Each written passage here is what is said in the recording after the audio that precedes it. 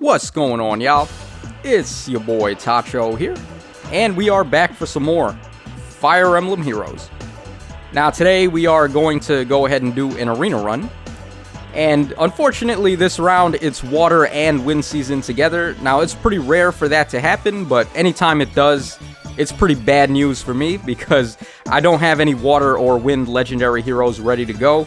I have legendary Tiki and legendary Hector at plus 10, so for Earth and Fire seasons, I'm pretty much fine, but Water and Wind together like this is really like the worst case scenario for me because I gotta go through drastic measures if I want to manage to keep my crowns. And we have these two bonus units here. We've got Drog and Donnel, and luckily enough, I had a ton of copies of both of them in my barracks, so pretty much all I had to do was figure out which one of them I wanted to build up. So today we are going to be showcasing this bad boy over here, Donnel the Pothead. Now I never thought in a million years I was going to build this guy, but I went ahead and did it, and we also decked him out quite a bit with some good skills. So his refine, it comes with the Brave Lance effect, and it's got 11 might, so not too shabby there. And then it also comes with a light version of Sturdy Impact, where he's gaining 4 attack and defense and negating the foe's follow-up. So pretty solid refine, especially for offense. Now, I've given him Death Blow 4 and Lull Attack and Defense 3, which I had to sacrifice my Dimitri copy to get those skills on him, but definitely worth it because those are probably his optimal A and B slot passives. And I've also gone for Gale Force and Heavy Blade, and it works out pretty well on this guy since we can hit the foes twice in a row with the Brave effect, and then they're only going to get one shot at a counterattack since we negate their follow-up. And their counterattack is going to bring Gale Force down to 0 hit. So it's easy for this guy to activate Gale Force in one round of combat and then either go for another KO or get out of the way. So definitely pretty solid stuff. Now ignore the fact that it says I have 2 wins right now. I'm recording this intro a day after I did the run. So just never mind all of that. We are going to go ahead and hop in, and I'm going to complete my arena run here and hopefully score high enough to keep my crown for this season. So let's just get right into it. Okay, first fight is 756. Pretty good score, especially considering I don't have a legendary hero for this season, so no blessings to help me raise my unit scores. Alright, but this guy actually does have one. He has Legendary Lyn, passing out those win blessings for him. Now, Legendary Lyn isn't necessarily a unit I would personally want to build up myself. She's probably the most underpowered out of all the legendary heroes. That's just the way it is, even since day 1 when she came out, so you can't even say she got power crept or anything. They just really goofed up pretty bad with how they built her and how her kit works, because you just never want to run that A-slot skill on her if you want her to bait. And her base kit is pretty much like, it looks like she wants to be a player phase unit, so I don't know why they gave her a bait type A skill. But whatever, I mean, if Lyn is your favorite character, then by all means definitely go for the build on her. And this guy also has Drog on his team, who is the other option that I could have gone for my bonus unit merges. Now, I personally preferred going for Donnel because I feel like his refine is a little bit more, how do I say this? A little more practical overall, where he's getting the Brave Lance effect, and then he gets the Sturdy Impact effect with a little bit less stats. So I feel like that's a little better overall than what Drog is bringing to the table with his -6 attack, and then I believe he gets the Carrot Cudgel effect as well. So that's still a pretty solid refine for Drog, but I don't really feel like it fixes Drog's issues where his attack stat is just really low, and it's hard for him to deal a lot of damage to bulky units.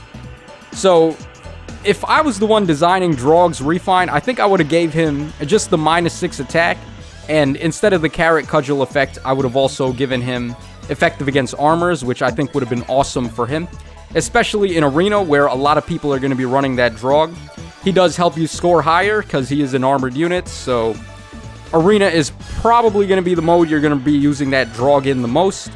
And if he had effective against armors, that would be the way to go for sure. Also, a lot of people were running Armor Smasher and Bold Fighter on Drog beforehand, so that just goes to show how much value effective against armors was on him before this. Okay, really cool stuff here. We actually showed off the isolation effect from Mila, so we were able to immediately quick bait this Azura and stop her from dancing. Now, Mila, of course, is a mythic hero, so you would want to run her in Aether Raids mainly. And the only reason I'm running her for Arena this round anyway is because she scores really good for me, and it's not like I have a Water or a Wind legendary hero anyway. So I wouldn't be able to give blessings to my team, and Mila is actually really clutch in Arena, especially in Water Season, because you can inflict isolation on legendary Azura and just go ahead and bait her right off the bat. So it definitely makes things easier for Water Season if you've got Mila. Alright, and Mila has actually been stealing the show kinda here. We've been using her and her titanic defenses to get some baits, and then we go in with Donnel to get the bonus kill. Alright, this guy over here, he's got an armored team, and then he's got Fiorm for the blessings. Pretty solid stuff. And another guy also using Drog, so I guess I could have built up Drog, but like I said earlier, I think Donnel is a little more practical, and also another thing is I just had way more copies of Donnel to get more merges on. I only had like 5 Drog manuals, I think, because Drog also comes with Ward Armor, and of course Ward Armor is a really nice inherit for your armored units. So I was using more of my Drog copies as fodder, as opposed to thinking I was going to go for merges on him. So that's why I just had more copies of Donnel laying around. Actually, I'm sure I would have had enough to get the plus 10 on Donnel too if I wanted, but I had sold a couple of copies to get some feathers earlier on, so I didn't have enough to get the plus 10. Not like it's the biggest deal though, because I will probably get the plus 10 on Donnel at some point in the near future. I am thinking about summoning on this month's Legendary Banner actually, so if I do that, I will be sniping on Blue to try and get Legendary Chrom and Legendary Azura. And if I'm sniping on Blue, I'm probably going to have an easy chance picking up some more copies of Donnel there.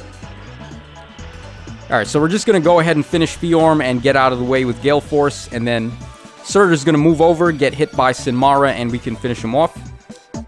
Now, Sinmara is still like one of the best weapons for sure for Arena mode.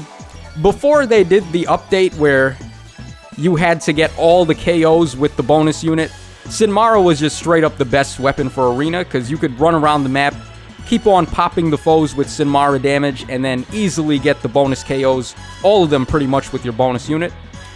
So that's one way where Surtur was just really good before they made that update, but now that we are free to just get KOs with anybody and then we only need one bonus KO, Surtur has definitely kind of fallen off in terms of his usability there.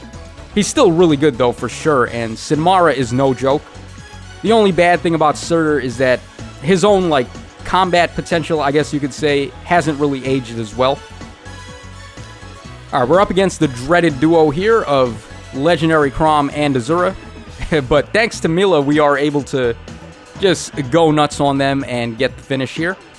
Mila on a defense tile with bracing stance and with plus 10, like, Mila is such a crazy defensive unit, and it's even better that she's colorless, so nobody has color advantage on her, for the most part. I mean, there are a couple of things, but not really all that many. And we're inflicting isolation on this Azura here, so she's not going to be able to get the dance on the next turn. Oh wow, I'm actually surprised Donnel can do that much damage to that duo Alm down there. He has color advantage on me, and he also has lull, attack, and speed. Alright, well, Donnel is definitely an offensive powerhouse with the Death Blow 4 skill that I gave him, and also lull, attack, and defense. I'm going to have to come up with some other ways to run this Donnel after this. I mainly only just built him so I could score high enough in Arena this round to keep my crown. But I do actually think Donnel has a lot of potential, particularly in Aether Raids on a defense setup.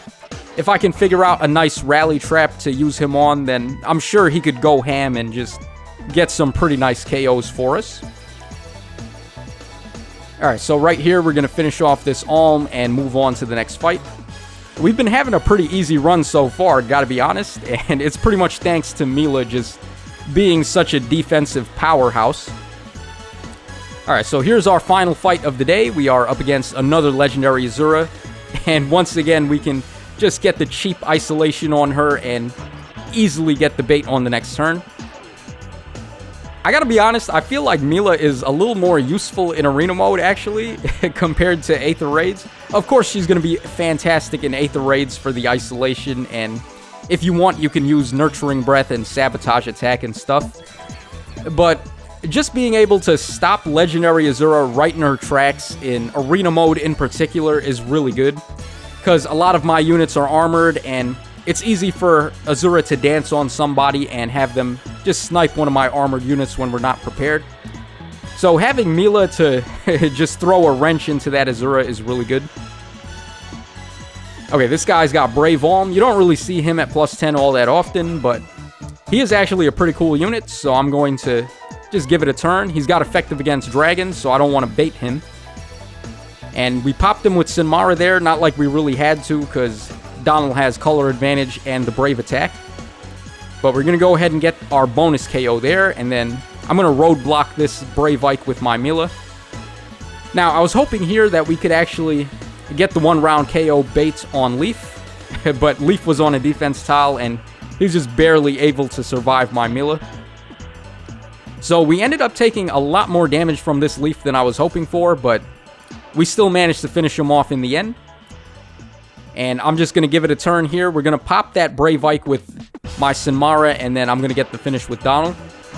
So that's pretty much going to wrap us up for this round of Arena.